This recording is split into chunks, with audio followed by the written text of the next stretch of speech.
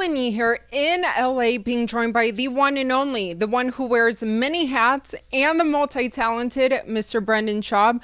Great to finally meet you. Yeah, you too. Thanks for driving in from Vegas. And you're in where the magic happens. This is the small studio space. Hey, yeah. It is definitely where the magic happens. I love this studio space, but first off, I follow you on Instagram and I saw your son Tiger. He started training. How did that go? Nerve-wracking.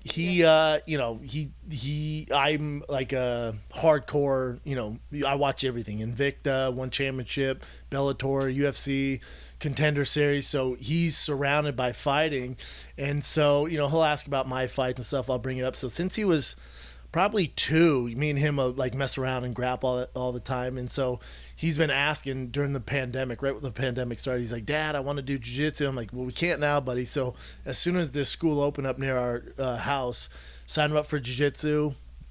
And it's as a parent, it's just it's crazy. I was getting emotional, and it's hard to explain. It's hard for me to have, I spent so many years grappling and doing jiu-jitsu, and it was my passion. It was the one, lane in martial arts where I really got obsessed with it, and I love jiu-jitsu. So for him to have the same interest, and it's just tough for me to just watch and not get in there and coach him. It's tough.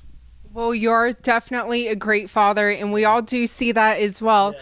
But a lot of big fights just happened this past weekend. UFC 262, obviously in that lightweight division with Charles Oliveira now becoming the champion. But I'm curious to get your thoughts on, where do you think Justin Gaethje stands?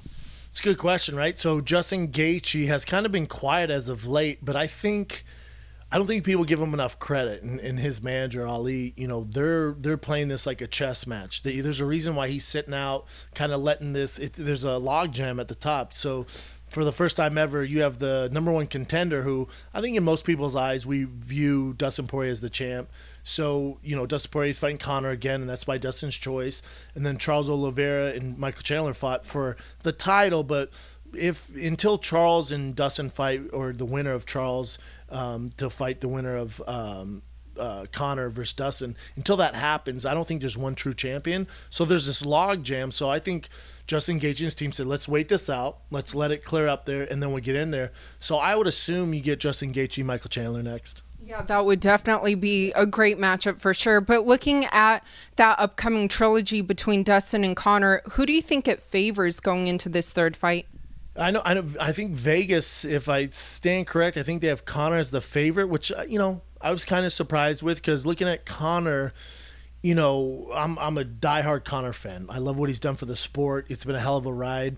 I'm just curious, and he recently sold his proper whiskey. I think he's made over $150 million just doing that deal. He's the highest paid athlete of 2020 in the middle of the pandemic. So I'm just curious about his motivation. And I think for him, it's about legacy, and this is a legacy fight for him. And obviously, he wins this, he gets a crack at the title. I think he does match well with the champ and Charles Oliveira.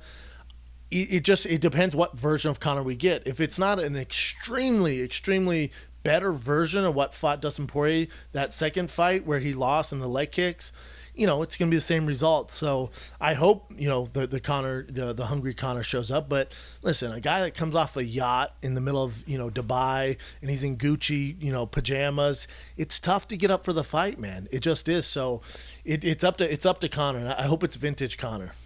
And I believe his fiance just gave birth as well. Mm-hmm.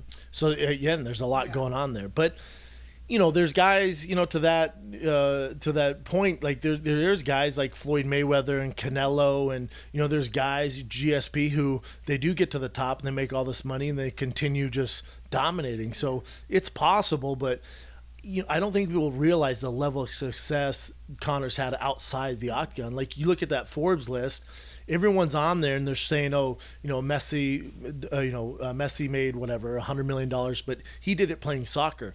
Conor only made $22 million fighting the UFC. The rest of his income is not being a fighter. So it's tough, Absolutely. Now, someone else who fought on UFC 262 in that co-main event, Tony Ferguson. I watched Below the Belt where you said you feel that him versus Nate Diaz would be a great matchup, and I see that excitement in your face. Are you guys, you guys hardcore? Do you guys love it? Do you not love it?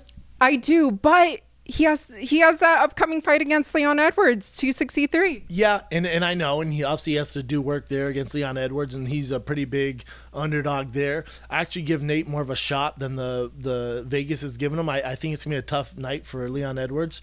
Regardless of what happens with there, Nate and Tony should fight. Whether it's a fight from now, 2 fights from now, like that's a fight. Yeah. That's a fight. That is a fun fight indeed. Now moving on into the middleweight division, a big rematch. Speaking of UFC 263, Marvin Vettori versus Israel. How do you see that fight playing out? Again, I'm usually biased, especially when it comes to Izzy, because I'm such a big Izzy fan. When Izzy lost to Jan for that light heavyweight fight for the championship, as soon as that fight happened, as soon as it was over, I said, oh, man, I feel sorry whoever fights Izzy next. I'm not the guy that's going to write him off and look at all these holes and go, he's not as good as we thought. I think he was shooting for greatness, and, he was trying to shoot for the moon and landed on the stars. And, all right, go back to middleweight and dominate. But, for people to say, oh, Vettori can just take him down like Jan did, you're out of your mind. I think Izzy at middleweight, that's where he belongs. And, jumping up these weight classes is impossible, man. So Jan's a big dude. So, it's not like, Jan on the feet dominated him. It's just, it was a grappling and weight issue there. And, I don't think Marvin Vettori has the same pedigree as Jan. So I think it's going to be a good night for Izzy. Now looking at big rematches, Francis Ngannou versus Derrick Lewis, it looks like that rematch is targeted for the summer. How do you see that one playing out with Derrick beating Francis in that first fight that I know it wasn't what anyone expected? I guess. The people that really lost were the fans that night, right? So that fight's tough because, everyone thinks it's going to be this, where if it's not a knockout, everybody's going to be disappointed. So I feel bad for Derrick Lewis because obviously, he just beat up that burglar that tried robbing his car, which is great. Another win for Derrick. But, we want Jon versus Francis.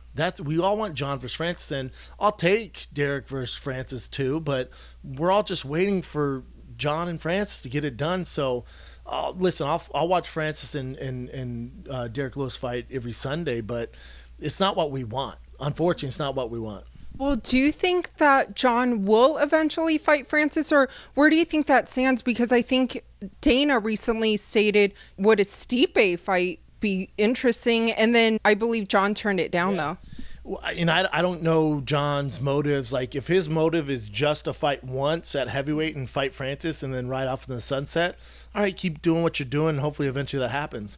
But if his, goal is to compete at heavyweight and have a career, then, dude, fight Stipe. Like, Stipe is regarded as the best heavyweight UFC fighter of all time by a lot of people. So that's a great fight, man. And it's a great stylistic fight for Jon, too. I don't get why he doesn't want to take it. So when I see that and he's not interested in fighting these other guys, I go, oh, he's only doing one and done. Or maybe he gets a rematch. He'll give Francis a rematch and just make a ton of money and ride off the sunset. But it doesn't sound like Jon wants this long-lived career at heavyweight. Well, have you seen some of his training videos? What do you think of that and him running on that treadmill? Yeah, I've seen those, and I've trained with Jon when I was a fighter. I'd go to Jackson and train with him. What people don't realize is Jon is so gifted, and he has been sparring heavyweights for the majority of his career because there's no light heavyweights at Jackson that could hang with him or give him competition. So I've seen him do a Shark Tank where a fresh guy comes in every round and Jon stays in there and he just destroys heavyweights we all know, including your boy here, and he would literally just thrash all of us. So Jon is going to be very successful at heavyweight. That's why I think he's just waiting out to get this huge payday to fight Francis. Well, very well said. And speaking of successful, you are extremely successful. You balance everything with Below the Belt, The Fighter and the Kid, Food Truck Diaries, your comedy shows, which I believe is heading back to Houston, right? Yeah, that's right. Yeah, May 20th to the 22nd. Yep. Thursday, Friday, Saturday. This Thursday, Friday, Saturday. Yep. Yeah. How do you manage to balance it all and be a great father? Yeah, the kid comes first. Being a dad's the most important thing. But I think, I appreciate the kind words. I don't view myself as successful. I don't. Yeah, I wake up with anxiety every morning. I don't know. I just keep going. I'm like a shark. I can't stop. So I just keep it going. So I don't know what the goal is, but I'm not there yet. Well, you're doing a great job indeed, though. But for your fans, what would you like to let them know? This world of entertainment that we're in and podcasts, and everyone, their stepmom has a podcast now. So, just these loyal fans. I had such turmoil with firing the kid last year, and we're coming out, of the tunnel of that, and we're coming back, and the show, we have such loyal fans, and then King of the Sting with Theo Vaughn, and then Below the Belt, so it's just it's just all love to the fans, man.